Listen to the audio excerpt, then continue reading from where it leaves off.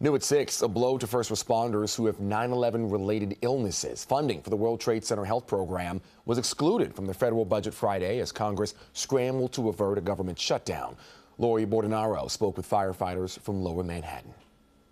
It is unthinkable at 23 years later that we should all be here on a 17-degree day begging for the funding to recognize the people who did the work. Those people, New York City's bravest, who gathered Sunday outside Ground Zero alongside a Christmas tree decorated with the faces of 343 firefighters who died on 9/11.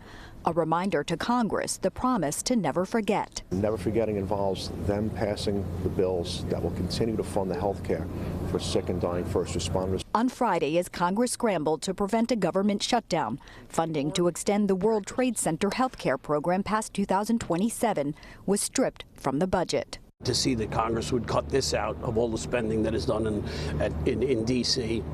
is not only shameful, but insanely disappointing. Jim Brozzi is president of the Uniformed Fire Officers Association.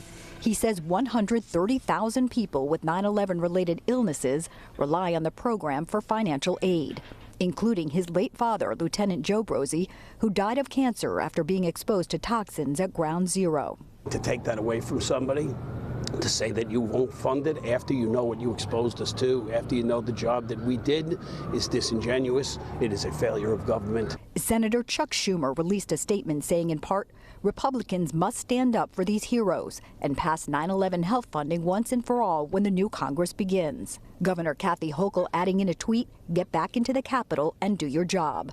In a statement from U.S. Representative Nick LaLota, he says, "While I am disappointed that a permanent fix was not included in the December 20th continuing resolution, I remain optimistic and committed to working toward a bipartisan, bicameral solution well ahead of the 2027 deadline." Fire union officials say over 35,000 first responders have been diagnosed with cancer since 9/11, and without funding, their health is in jeopardy. On average, we're losing 3 New York City firefighters every month. We know that you cannot make America great again if you leave behind those that are sick. And fire union officials say they will continue to push for a permanent bill.